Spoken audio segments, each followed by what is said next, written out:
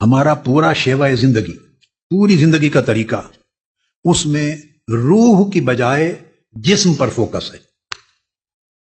اب ایک سٹیپ آگے چلتے ہیں، ہمارا فوکس جسم پر ہے، جسم کی ضرورت پر ہے۔ سر میں درد ہو گئی، ہمیں تکلیف ہے، دانتوں میں درد ہو گئی، تکلیف ہے، پیٹ میں درد ہو گئی، تکلیف ہے، جسم میں بخار ہو گیا، تکلیف ہے، پیٹ خراب ہو گیا، تکلیف ہے، کھانسی ہو گئی، تکلیف ہے، انفیکشن ہو گئی، تکلیف ہے، پاؤں پہ چوٹ آ گئی، تکلیف ہے۔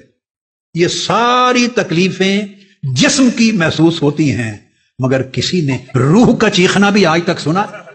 کبھی سنا کہ روح بھی رو رہی ہے، روح کو درد ہو رہی ہے؟ جب آپ کسی سے ظلم اور زیادتی کرتے ہیں تو روح چیختی ہے، جب کسی کی حق تلفی کرتے ہیں تو روح چیختی ہے، کسی پہ غیظ و غضب کرتے ہیں تو روح روتی ہے، چیختی ہے، خیانت بدیانتی کرتے ہیں تو روح چیختی ہے، جھوٹ بولتے ہیں، غیبت کرتے ہیں، چغلی کرتے ہیں تو روح چیختی ہے، ایک دوسرے سے نفرت اور حقارت کرتے ہیں تو روح چیختی ہے، ایک دوسرے کی پشت پیچھے اس کا ٹھٹھا مذاق کرتے ہیں تو روح چیختی ہے۔ تصوف اور صوفیاء آپ کے فوکس کو چینج کرنا چاہتے ہیں، وہ جسم سے فوکس ہٹا کر روح پر قائم کرنا چاہتے ہیں۔ اسی وجہ سے ہمارے اعمال و افعال، جو کام ہم کرتے ہیں، ان میں ہمارا فوکس حقیقت پر نہیں ہوتا، رسم پر ہوتا۔ کیا؟ رسم پر ہوتا۔ ہم حقیقت پسند رہے ہی نہیں تو کیا ہو گئے ہیں؟ رسم پرست ہو گئے ہیں۔ جو لوگ پوری زندگی دین کا کام ہو یا دنیا کا کام ہو، تہذیب و ثقافت کا کام ہو، روحانیت کا کام ہو، جو بھی کام جن کا فوکس عمر پر رسم اور رواج پہ رہتا ہے، رسوم پر رہتا ہے، وہ لوز کرتے ہیں۔ رسم پر فوکس کرنے والوں کی کوئی اصل، کوئی فاؤنڈیشن، کوئی مضبوط بنیاد نہیں ہوتی، وہ لوز کرتے ہیں۔ جو حقیقت پہ فوکس کرتے ہیں وہ سکسیسفل ہوتے ہیں، وہ قائم رہتے ہیں۔ اب روح پہ فوکس کرنے اور جسم پہ فوکس کرنے، دو چیزوں میں فرق ہے، اور فرق یہ ہے کہ ہم چونکہ جسم پہ فوکس، ظاہر پہ فوکس کرتے ہیں، اس وجہ سے ہماری عبادت بھی عادت بن گئی ہے۔ بولیے، عبادت بھی عادت بن گئی ہے، اور اللہ والے چونکہ روح پر فوکس کرتے ہیں سو ان کی عادت بھی عبادت بن جاتی ہے۔ برعکس ہو گئی، ہماری عبادت عادت ہو گئی ہے۔ اب یہ کیسے، میں آپ کو سمجھاتا ہوں۔ ہم مسجد میں آتے ہیں نماز پڑھنے، جماعت میں کھڑے ہوتے ہیں، نماز کی رکعتیں پڑھتے ہیں۔ ہم نماز جب پڑھتے ہیں تو نماز اللہ کی بارگاہ میں حضوری کا وقت ہے۔ نماز اللہ کی بارگاہ میں حاضری ہے، حضوری ہے۔ ہم اس کے بارگاہ میں حضوری کے وقت ہم غائب ہوتے ہیں۔ While standing in his presence, we are always absent. People see us standing in his presence, but we are always absent. تو ہم حضوری کے وقت میں غائب ہوتے ہیں۔ کیوں؟ کہ نماز عادت بن گئی ہے۔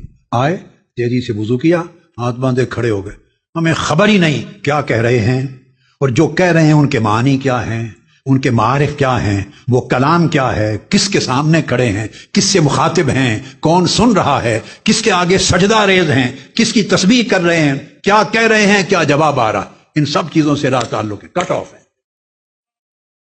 الفاظ ہیں رٹے ہوئے، وہ بولے جا رہے ہیں، تلاوت کرتے ہیں، الفاظ پڑھے جا رہے ہیں، تسبیح کرتے ہیں تیزی سے، کہتے ہیں میں 10,000 یہ تسبیح کرتا ہوں روزانہ، 5,000 بار یہ تسبیح کرتا ہوں۔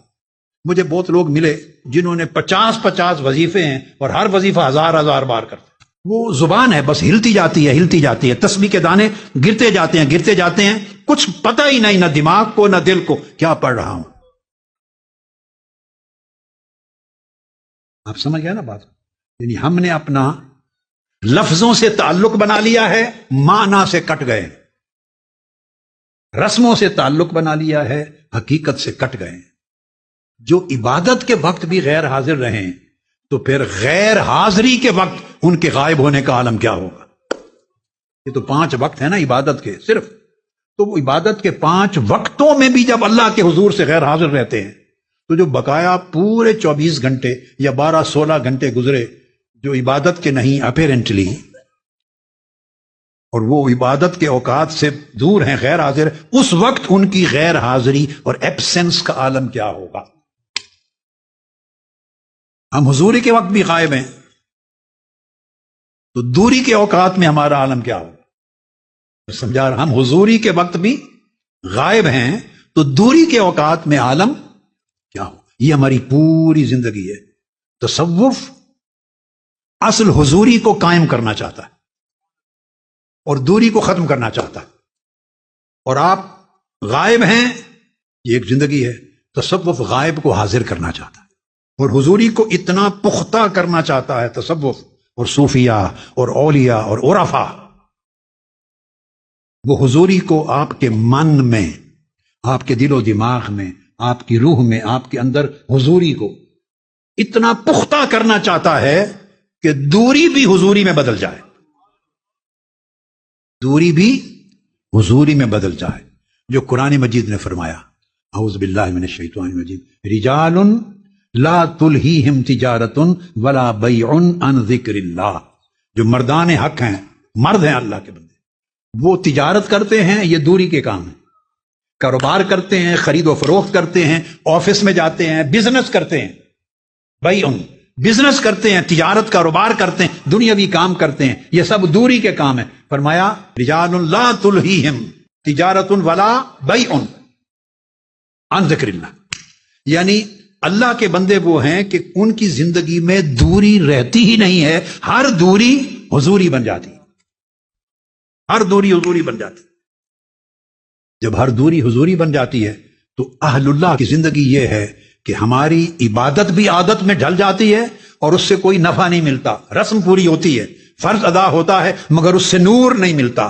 اور جب کوئی بندہ یہ قدم دو اٹھا لے اور اللہ والا بن جائے تو اس کی عادت بھی عبادت میں بدل جاتی ہے، اس کا اٹھنا بیٹھنا، چلنا پھرنا، کھانا پینا، لوگوں سے ملنا، کاروبار تجارت، پڑھنا پڑھانا، یہ سارے کام اس کی نیت کی خالصیت کے لیے اور ہر فعل کے پیچھے للہیت کے باعث اس کی ہر عادت عبادت میں بدل جاتی ہے۔